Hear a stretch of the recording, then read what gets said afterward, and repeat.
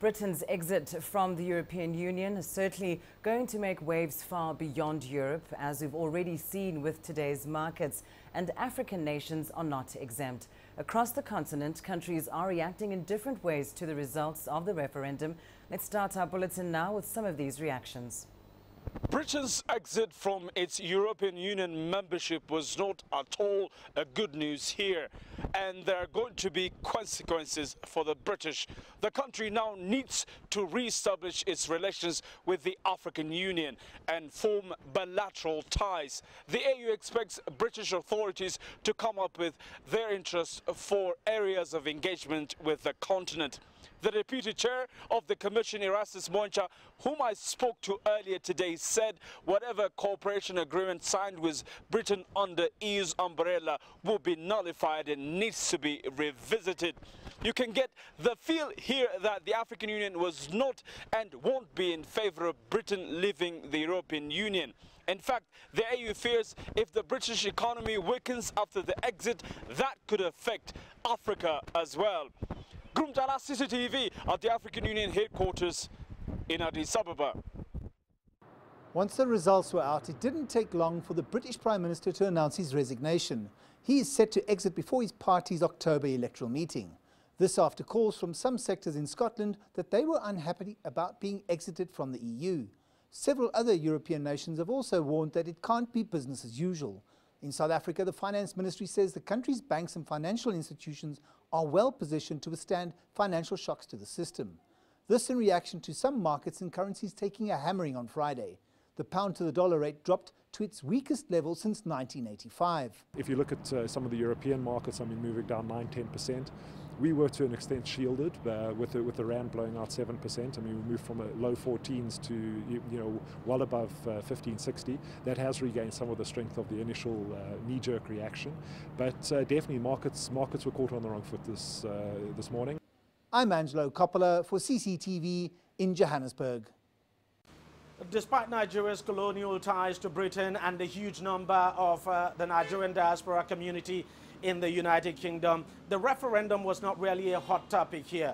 People were basically less concerned about the process, but very few expected Britain was actually going to vote to leave the EU. And now that that is the reality we are confronted with, some are beginning to talk about it. It is interesting, it is exciting, it is also shocking. But Britain had always wanted to be a rebel within Europe. So I don't see Europe breaking up immediately, but it will have an adverse reverberating effect such that they now know, other countries now know that we can leave the EU. If Britain had left, then somebody has set the precedent. Now, in terms of whether this might have any impact on the Nigerian economy, some of the analysts have been speaking with here say while the bulk of the foreign portfolio funds into Nigeria originate from London, they don't think the outcome of the referendum would change anything, and that if at all, it would be very moderate. Deji Badmore, CCTV, Lagos, Nigeria. It's now official. Britain has voted to leave the European Union, and already the economic challenges are being felt. The pound has hit an all-time 30-year low, and the turbulence and economic uncertainty has already hit the British market as it leaves the 28-member bloc. But what does this mean for Africa? Well, for one, Somalia has a large population of its nationals living in Europe, and most particularly the United Kingdom. More than 40% of Somalis here rely on remittance from their families abroad. It's a lifeline to many, and the effect on the pound is likely to have a huge impact on the money sent back to Somalia. Unfortunately, there are no certain answers to these questions. Britain on Thursday voted to leave the European Union, a bloc comprised of 28 member countries. In the wake of Britain's exit from the EU, other countries have expressed solidarity to the EU in wake of UK's, quote, betrayal.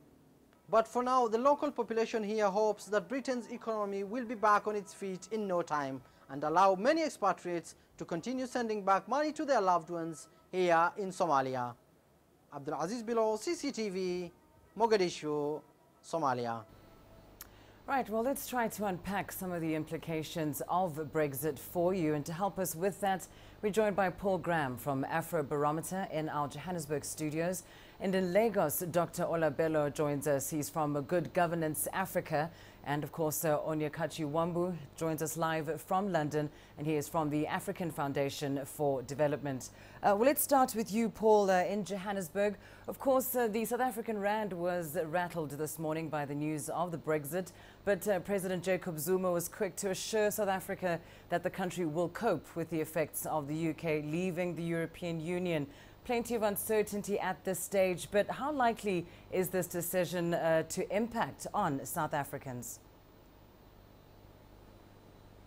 It's certainly going to impact. I think the volatility of the rand today was a shock, as was the volatility of markets all over the world. I think people underestimated the likelihood of the exit, people winning the referendum, and therefore they hadn't come to terms with it in advance of the result. And the same is true here in South Africa. But of course now there's going to remain a whole slew of uncertainties about the manner in which we in South Africa are going to relate to the UK and the manner in which our economic and social and cultural relations are going to be mediated in the light of the exit from Europe. Well, let's bring that to you now, Dr. Olabello. Of course, uncertainty relating to how countries will relate, particularly perhaps foreign policy. Looking at the Nigerian situation then, how will the Brexit define future engagements between the two nations? Well, I think in terms of politics, nothing is going to change fundamentally. The ties that bind Nigeria and the United Kingdom, are very dense. I don't think exit from the European Union is going to damage it as such. I think where one might begin to see some impact relates to what Britain itself is. A place seen as has been very attractive for many international businesses to set up headquarters or some of their hubs. I think the fact that the UK is no longer in the EU, I think diminishes its attractiveness in some sense. And of course, from the Nigerian perspective, people who have traditionally favored packing up some of their money in properties in London. It may not be such a hot proposition as it used to be in the past. People paid premium to acquire some of those properties. I think we may see a slowing down in the way those prices are escalating with the UK now outside the European Union. But I think ultimately the impact for many Nigerian expatriates, a sizable number of them who have grown accustomed to working in the UK and being relatively free to move around the broader European Union to offer their services for remuneration. I think that's probably now going to be something in the past. We have to see how all of this plays out.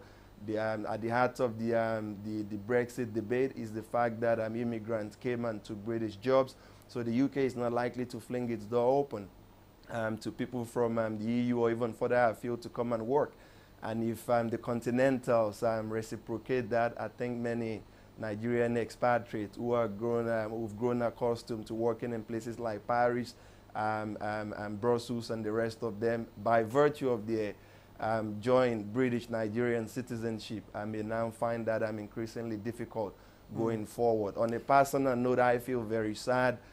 Lived about 15 years in the UK, acquired British citizenship in the process, went on to work in Spain. I would like to see many generations of hardworking young Nigerians be able to live that kind of dream. So it's a very, very sad day indeed, and I think the impact is more at the people level. Much will remain the same, but I think people will see drastic readjustment to the way they've been accustomed to living. Well, a sad day indeed, says Dr. Olabello. Onyekachi Wambu, let's come to you now in London. Do you agree? What do you think is most likely going to happen as far as post-Brexit immigration policy is concerned? And how will it affect African immigrants in the UK?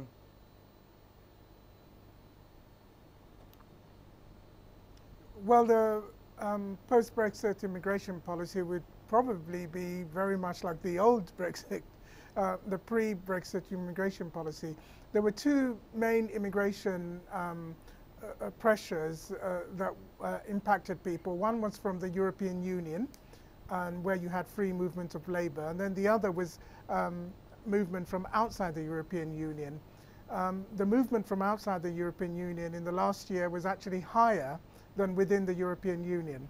So the UK has solved one problem, which is, going forward, probably now restricting the free movement of people from within the European Union, but they haven't resolved the other problem, which is from outside the European Union.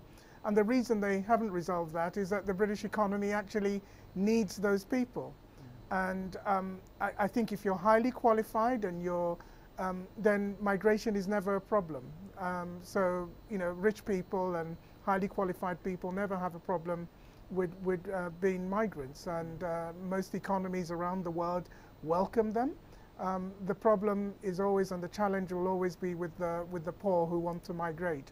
And so in that respect, if Britain does begin to implement, as the Brexit group, the Leave group, were talking about, a kind of point system to moderate the numbers who are coming into the UK, then the people who will suffer will be the poor and those who are not qualified. But the ones who are highly skilled or who are rich will always find a welcome. I think if you have, I think it's £1 million or £2 million, Britain will welcome you here.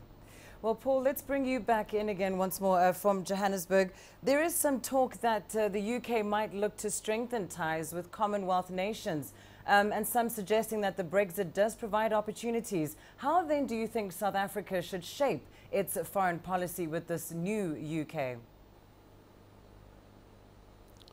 Well, there's always been this slight disjuncture between the UK and the EU in post-colonial societies, countries like ours that have a longer history with the UK than with the European Union, and I suspect those ties will now be strengthened.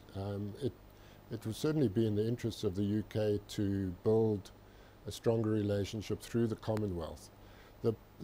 The problem that this has unleashed is that there are just so many different uncertainties. The questions of travel, which your two guests have raised, some of the immigration questions. There's a very substantial number of people who live and travel between the two countries in South Africa. And I think that over the last couple of years, particularly with the integration of the regional economic community, the government here and the governments in the neighboring area have felt comfortable developing a relationship, a strong relationship with the European Union, rather than having to have too many bilateral relationships. So the consequences may be more for the UK in this relationship than for South Africa in the initial period. Well, let's bring you back, Dr. Olabello. What's quite interesting is that the Brexit might sort of start a trickle effect within Europe, with more countries deciding to leave the EU. However, in Africa, we're seeing a greater push towards regional economic blocs. Do you think this is going to be a position that might change or be re-evaluated across the continent? I mean, I think this is the old tragedy of this referendum. Issues as complex as, what's been the contribution of EU membership to British prosperity being boiled down to just a simple yes or no response. I think, the lesson we have to draw from this here in Africa is that you cannot throw the baby out with the bath water. There are things about the European integration experiment that have worked well, and they're well worth emulating here in Africa. There are other things that we now understand were simply happening at an elitist level without the popular buy-in of citizens. And if we toe that line, I think the sort of revolt that this referendum outcome represent is something that is well possible in the African context. To break it down just a little bit, economic integration certainly a good thing. Cutting red tape, opening our borders, allowing goods and people who want to do business to move freely. I think the European Union has done that well. It would serve Africa well as well if we, if we push in that direction. And I think the EAC, I think, has done this quite well over the last 4 or 5 years, with ECOWAS also not lagging far behind. When it comes to other more complicated things like fiscal and monetary union, I think this is a slippery slope. You want to maintain your ability to devalue and to tweak your monetary parameters and all of those fiscal, measures. And when you bind yourself into the sort of straitjacket that the Eurozone now represents, I think that leaves you very little room for maneuver. So I think that is something we may want to pack aside and pause a little bit as we contemplate a way forward. When it comes to the question of labor mobility and immigration, it's not a uniquely European problem. You've heard of xenophobia in South Africa and Zambia and elsewhere. It seems to me that whilst we welcome globalization and celebrate it, at the same time, I think there is this feeling, many communities about wanting to maintain their way of life and their identity. And when you've seen the sort of changes that mass immigration brought into the UK, causing this sort of reaction that has led to this sort of outcome in the referendum, I think that's a lesson for African leaders to also learn that we must integrate in a way that also put people at its center and listen to communities. We will have to leave it there, I'm afraid, Dr. Olabello, but thank you for that analysis. To my guest, Paul Graham in Johannesburg, Dr. Olabello in Lagos, and of course, Onyekhechi were live for us there in London with the implications of the Brexit for Africa.